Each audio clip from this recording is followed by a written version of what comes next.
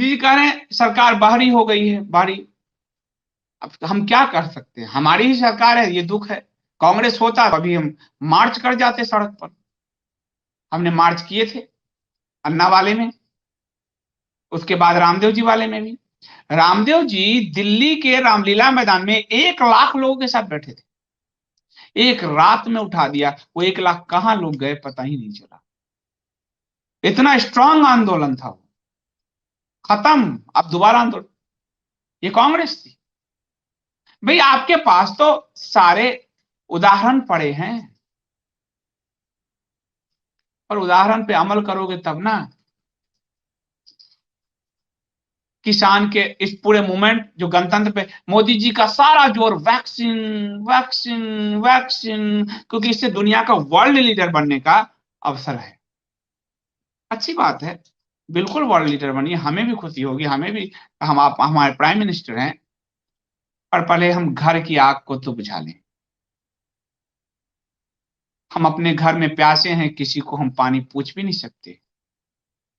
घर में पानी की बूंद होनी चाहिए। केंद्र जो है, जब आप कंपास लेके परिधि बनाओगे तो पहले केंद्र, जब तक केंद्र नहीं ढूंढोगे परिधि नहीं बनेगी। जब तक आपका केंद्र नहीं होगा, आपके केंद्र मजबूत नहीं होंगे, परिधि नहीं बन सकता ना। ये तो शास्त्र ही नहीं कहती, शास्त्र ही नहीं कहते। मैं तो हिंदू शास्त्र को मानने वाला आदमी हूं। आप, आपके नरेंद्र तोमर नहीं संभाल पा रहे, पीयूष गोयल नहीं संभाल पा रहे, 11 दौर हो चुके हैं, इंटरफेयर कीजिए आप। Vaccine vaccine vaccine vaccine. हम कौन सा मरे जा रहे हैं? हमको कोरोना तो नहीं हुआ, इतना घूमे। परंतु जब डेंगू हुआ था, डेंगू से भी लोग मरते थे, उसमें तो प्लेटलेट बहते, नाक मुंह से खून बहने लगे थे। डेंगू चिकनगुनिया कहां मर गए? पूरे साल फ्लू से 1.5 लाख लोग मरते हैं, कोरोना का रिपोर्ट उससे भी कम। पहले ये सही तो कर लो, वैक्सीन तो ठीक है, आप बिल्कुल दीजिए, दुनिया को दीजिए, पूरे भारत वालों को दीजिए, हम सब कीजिए। पर आग लगी है घर में और हम भोजन कर रहे हैं कि पहले आग बुझाएंगे? नरेंद्र तोमर, पीयूष गोयल नहीं हो रहे सफल भाई, तो आप दूसरे मंत्री का समूह भेजिए उनसे बात करने के लिए। वही लोग 11 दौर, सुप्रीम कोर्ट भी चला रही है, 11 दौर की वार्ता, निकल कुछ नहीं रहा। आप और 2 कदम पीछे जा रहे हैं, ये हटा दिया, ये हटा दिया, ये हटा दिया, ये हटा दिया, अब कानून सस्पेंड कर दिया 1.5 साल, वो तब भी नहीं मान रहे। कानून व्यवस्था के मुद्दा है, गृह मंत्री को इन्वॉल्व कीजिए। वही पीयूष गोयल, वही नरेंद्र तोमर, और कहा इन्होंने टिकैत ने कि नरेंद्र तोमर तो रोने लगे, इमोशनल हो गए। तो मंत्री जब उन अराजकतावादियों के आगे रोएगा तो उसका तो सर और दिमाग अहंकार से ऊंचा उठ जाएगा, वो तो और चुनौती देगा भारत के गणतंत्र को। वो दे रहा है वो आदमी। अभिषेक शर्मा जी बहुत बहुत धन्यवाद सुपर चैट के लिए। No real history in school, no Hindu come out on road. Real history तो नहीं है, बिल्कुल नहीं है।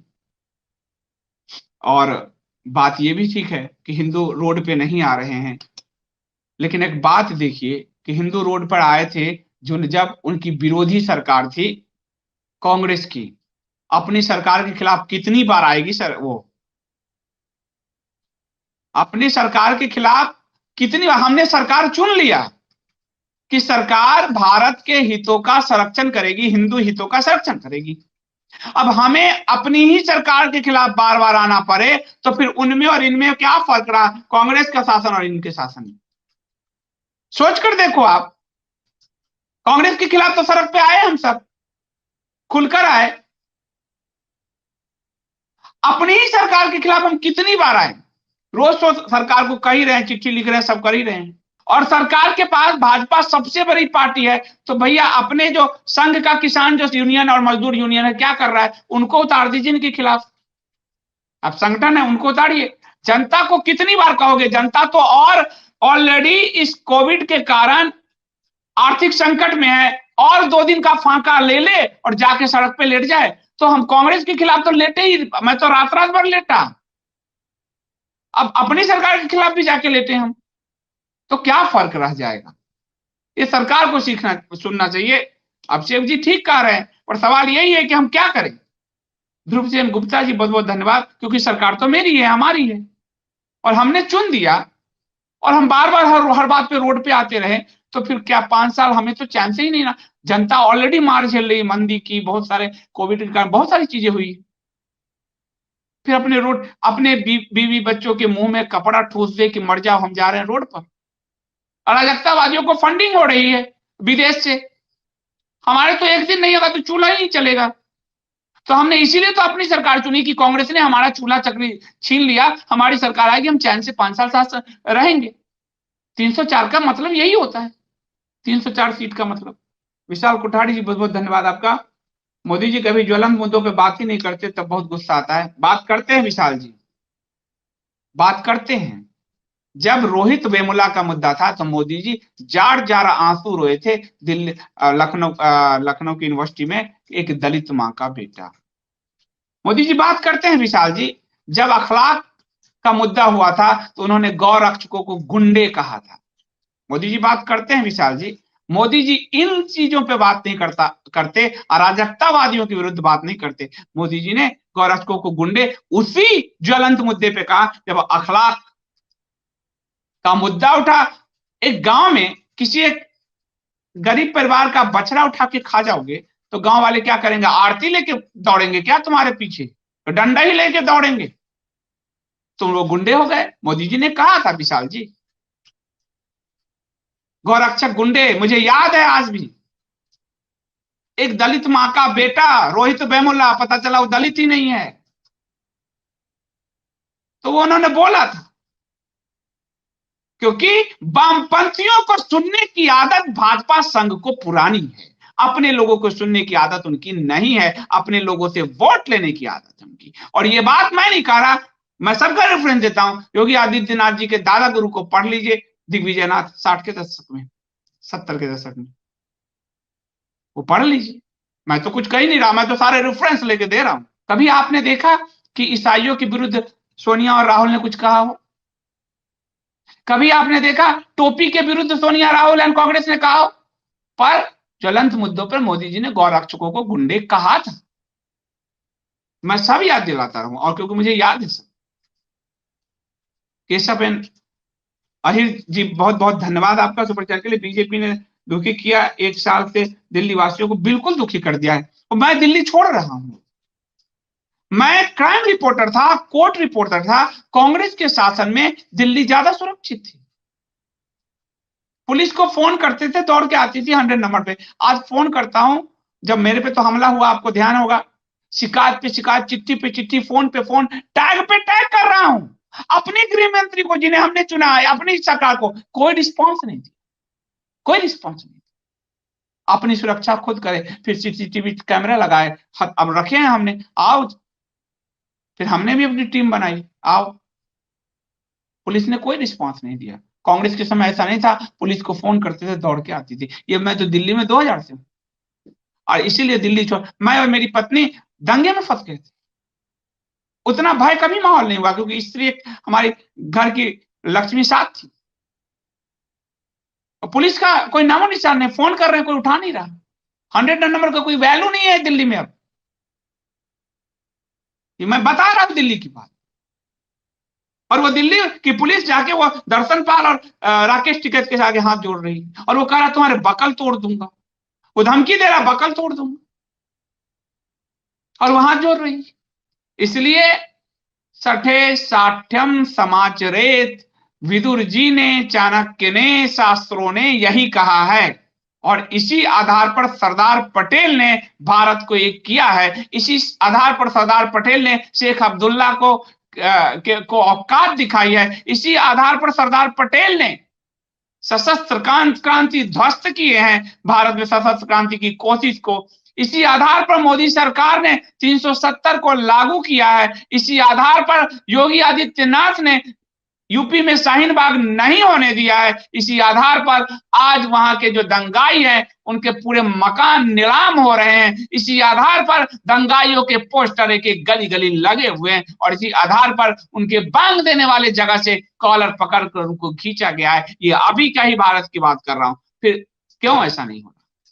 शक्ति जी कह रहे हैं बहुत दिनों बाद आपका लाइव देखा, बहुत बहुत धन्यवाद। क्या इस आंदोलन को रोकने में हम कुछ कर सकते हैं? मोदी जी को कैसे कुछ करने के लिए बात किया जाए? हम लोग कह सकते हैं, नहीं तो हम कानून हथियार हम उठा के वहां घेरने जाए, हम पहले गिरफ्तार होंगे। नेगी को बचाने कोई नहीं आया दिल्ली में, पर उमर खालिद को बचाने सब आ गए। आप जाओगे तो आप मारे जाओगे। मैं आपको सच कह रहे ना कि क्यों नहीं रोड पे आए। रोड में गुजरात में हिंदू आए थे 2002 में। साजिश की कहानी तथ्यों की जुबानी पढ़िए। पुलिस की गोली सबसे ज्यादा हिंदुओं की छाती से बाहर निकली थी। पढ़िए वो किताब। हम सबसे आसान है, इसलिए अपने बीवी बच्चों को बचाइए, घर बचाइए पहले। मैं बहुत साफ सुथरा बात बोलता हूं, पढ़िए इसमें कि हिंदुओं सबसे ज्यादा पुलिस गोली के शिकार हिंदू हुए थे। तो आप कल जाएंगे तो आपके पत्नी बच्चों को कोई नहीं पूछेगा जी। ये तो कपिल मिश्रा था, भाजपा के नेता, जो पूर्वी दिल्ली में जो दंगे हुए तो उसमें जो लोग पीड़ित हुए उनके परिवार को जाके सहानुभूति दी। भाजपा नहीं गई, मोदी सरकार नहीं गई, केजरीवाल तो जाएगा ही नहीं, क्योंकि वो तो करप्ट, वो तो दंगे ही कराने वाले में था। कांग्रेस तो जाएगी नहीं, क्योंकि दंगे कराने वाले में था।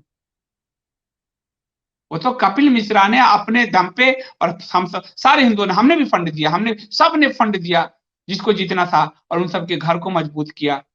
तो हिंदुओं को स्वयं इस तरह पे आप वहां जाओगे, आपको आप शिकार हो जाओगे, और आपकी पत्नी बच्चों को कोई नहीं पूछेगा।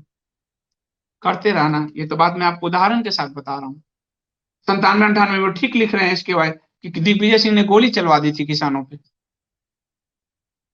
कहाँ आंदोलन हुआ फिर? कहाँ हुआ? और मैं तो गोली कहा भी नहीं रहा हूं, उठा लो।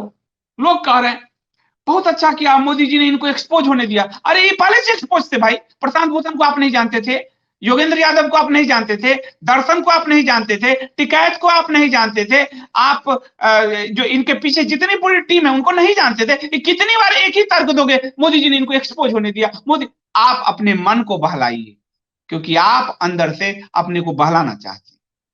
कितनी बार वही योगेंद्र यादव, वही प्रशांत भूषण, वही सारे चट्टे मट्टे कितनी बार एक्सपोज करोगे, और कितनी बार अपने मन को बहलाओगे? सच बोलो, सही आलोचना करो, सरकार सुनेगी, तब जाके हम लोगों का काम होगा और अराजकतावादी नष्ट होंगे। सच बोलो, सच से मत भागो। सच ही एकमात्र परमात्मा कहीं है तो सच में है सच्चित आनंद। जो सदा से है वही सत्य है, सत्य का साथ दो बस। व्यक्ति की जगह सत्य को पकड़ो आप, ये बहुत जरूरी चीज है। अभी पूर्णिमा जी कह रहे हैं पालघर के संतों पे। आपने कभी देखा कि कोई किसी भी टोपीधारी सफेद और हरे टिड्डे के विरुद्ध कभी बोला सोनिया राहुल ने? पालघर के संतों में भाजपा बोली गया, वो तो योगी आदित्यनाथ जी ने फोन किया ठाकरे को, क्या हो रहा है भाई, कैसे मर गए हमारे संत। मध्य प्रदेश, महाराष्ट्र में 105 विधायक हैं भाजपा के, दो ही दिखते हैं, राम कदम जी और एक हमारे वो, और क्या नाम उनका, जो बड़ा एक्सपोज करते हैं, क्या नाम उनका। ये दो ही विधायक दिख रहे हैं, राम कदम जी एक दिख रहे हैं बस, 105 में से बाकी 104 मालाई चापने के लिए बैठे हैं। तो हम जो सड़क पे उतरे, अपने विधायकों को उतार दो ना, अपने सारे पार्टी, इस दुनिया की सबसे लार्जेस्ट पार्टी, तो कार्यकर्ता को उतार दो। या तो आदि योगी सही कह रहे हैं, जोश में मत कर लीजिएगा। आप जाओगे तो गुजरात का उदाहरण दिया हूं, पुलिस गोली से, देना जरा किताब में आंकड़े भी बता देता हूं, सबसे ज्यादा हिंदू शिकार। हरे टिड्डे नहीं हुए, हरे टिड्डों को हिंदुओं ने जो किया किया। ये आप इसको पढ़ो। मैं इसीलिए कह रहा हूं, ये रेफरेंस 24 घंटे काम आएगा, आपको सबके चेहरे दिखाएगा, ऐसा नहीं कि आपको नहीं दिखाएगा, आपको सबको सबके बारे में बताएगा। और मैं साफ बोलता हूं जी, मुझे तो साफ बोलना ही पसंद है, क्योंकि साफ नहीं बोलूंगा तो क्या वजूद रहेगा, चेहरे आईने में कैसे देखूंगा अपने, और अपने पत्नी बच्चे माँ बाप से नजर कैसे मिलाऊंगा। तो मेरे को साफ बोलना पसंद है। तो इसमें मैंने आपको साफ साफ आंकड़े दिए हैं कि सबसे ज्यादा पुलिस गोली से मरा है कोई, तो वो हिंदू मरा है। इसलिए मत चले जाना जोश जोश में। पत्नी बच्चे के आपके कोई नहीं देखेगा, इस बात को याद रखना, कोई नहीं आएगा। अभी दिल्ली दंगे देख लियो, कपिल मिश्रा ने अपने बिहाफ पे सब फंड जमा किया, न कोई सरकार गई न कोई पार्टी गई। मत जाना, मत जाना। बंगाल में कार्यकर्ता मारे जाने, केरल में कार्यकर्ता मारे, उनके घर पे फाका है, मत जाना। तो इसलिए बस जगाते रहो सरकार को, क्योंकि हमारी सरकार है और हमें ही जगाना है। हमने वोट किए हैं भाई, लाइन में लग के, धूप में लग के वोट किए हैं। हमने तो नौकरी छोड़ी इस किताब के लिए कि आज भी हमारे एडिटर आलोक मेहता जी, आप टीवी पे देखते होंगे, आज भी मुझे फोन करते हैं कि तुमने कैसा फैसला लिया। कोई पब्लिशर नहीं था तो पत्नी के जेवर बेच दिए सारे। तो मुझे नहीं कह सकता कोई कि मैं मोदी विरोध कर रहा हूं। मैंने तो अपने घर फूके हैं, मैं वो आप नहीं कह सकते हो।